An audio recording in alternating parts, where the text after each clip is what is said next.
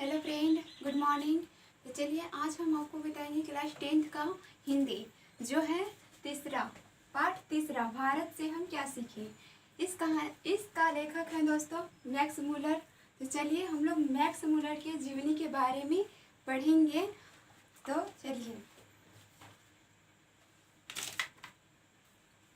Max Muller विश्व विख्यात विद्वान फ्रेडरिक मैक्स मूलर का जन्म आधुनिक जर्मनी के डेसाउ नामक नगर में 6 दिसंबर 1823 ईस्वी में हुआ था। जब मैक्स मूलर 4 वर्ष के हुए, उनके पिता विल्हेल्म मूलर नहीं रहे। पिता के निधन के बाद उनके परिवार की आर्थिक स्थिति बहुत ही दयनीय हो गई। फिर भी मैक्स मूलर की शिक्षा दीक्षा बाधित नहीं हुई। बचपन में ही वे संगीत के अतिरिक्त ग्रीक और लैटिन भाषा में निपुण हो गए थे तथा लैटिन में कविताएं भी लिखने लगे थे। 18 वर्ष की उम्र में लीपजिग विश्वविद्यालय में उन्होंने संस्कृत का अध्ययन आरंभ कर दिया। उन्होंने हितोपदेश का जर्मन भाषा में अनुवाद प्रकाशित करवाया। इसी समय उन्होंने कठ और केन आदि उपनिषदों का जर्मन भाषा में अनुवाद किया तथा मेघदूत का जर्मन पद्यानुवाद भी किया। मैक्स मूलर उन थोड़े से पश्चात विद्वानों में अग्रणी माने जाते हैं जिन्होंने वैदिक तत्वज्ञान को मानव सभ्यता का मूल स्रोत माना। स्वामी विवेकानंद ने उन्हें वेदांतियों का भी वेदांती कहा। उनका भारत के प्रति अनुराग जग जाहिर है। उन्होंने भारतवासियों के पूर्वजों की चिंतन राशि को यथार्थ रूप में लोगों के सामने प्रकट किया।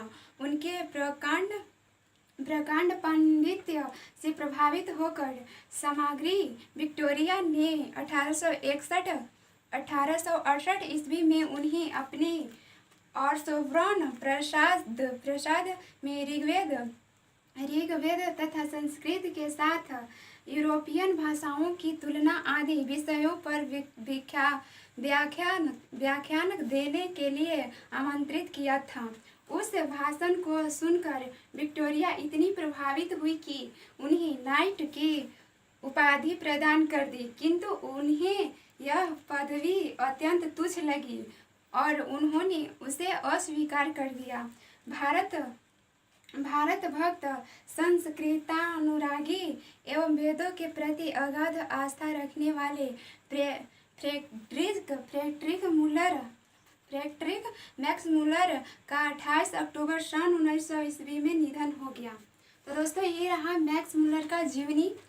तो इनसे प्रभावित होकर, इनकी भाषण जो मैं प्रभावित होकर विक्टोरिया ने उन्हें नाइट की उपाधि दी, लेकिन ये उपाधि उनको तुच्छ लगी तो उन्होंने अस्वीकार कर दिया था। तो ये इनका और विश्व विख्यात विद्वान फ्रेडरिक मैक्स मूलर का जन्म आधुनिक जर्मनी के डेसाउ नामक नगर में 6 दिसंबर 1823 ईस्वी में हुआ था। जब मैक्स मूलर 4 वर्ष के हुए, उनके पिता विल्हेल्म मूलर नहीं रहे। पिता के निधन के बाद उनके परिवार की आर्थिक स्थिति बहुत ही दयनीय हो गई। फिर भी मैक्स मूलर की शिक्षा दीक्षा बाधित नहीं हुई। बचपन में ही वे संगीत के अतिरिक्त ग्रीक और लैटिन भाषा में निपुण हो गए थे तथा लैटिन में कविताएं भी लिखने लगे थे। 18 वर्ष की उम्र में लीपजिग विश्वविद्यालय में उन्होंने संस्कृत का अध्ययन आरंभ कर दिया। उन्होंने हितोपदेश का जर्मन भाषा में अनुवाद प्रकाशित करवाया। इसी समय उन्होंने कठ और केन आदि उपनिषदों का जर्मन भाषा में अनुवाद किया तथा मेघदूत का जर्मन पद्यानुवाद भी किया। मैक्स मूलर उन थोड़े से पश्चात विद्वानों में अग्रणी माने जाते हैं जिन्होंने वैदिक तत्व ज्ञान को मानव सभ्यता का मूल स्रोत माना। स्वामी विवेकानंद ने उन्हें वेदांतियों का भी वेदांती कहा। उनका भारत के प्रति अनुराग जग जाहिर है। उन्होंने भारतवासियों के पूर्वजों की चिंतन राशि को यथार्थ रूप में लोगों के सामने प्रकट किया।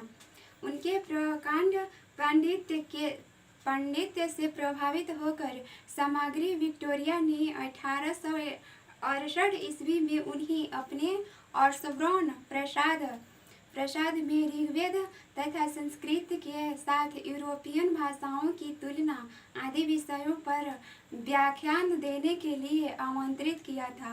उस भाषण को सुनकर विक्टोरिया इतनी प्रभावित हुई कि उन्हें नाइट की उपाधि प्रदान कर दी, किंतु उन्हें यह पदवी अत्यंत तुच्छ लगी और उन्होंने उसे अस्वीकार कर दिया। भारत भक्त, संस्कृत अनुरागी एवं वेदों के प्रति अगाध आस्था रखने वाले फ्रेडरिक मैक्स मूलर का 28 अक्टूबर सन 1900 ईस्वी में निधन हो गया दोस्तों। तो ये रहा मैक्स मूलर का जीवनी। तो मिलते हैं अगले वीडियो में, फिर मिलेंगे, बाय।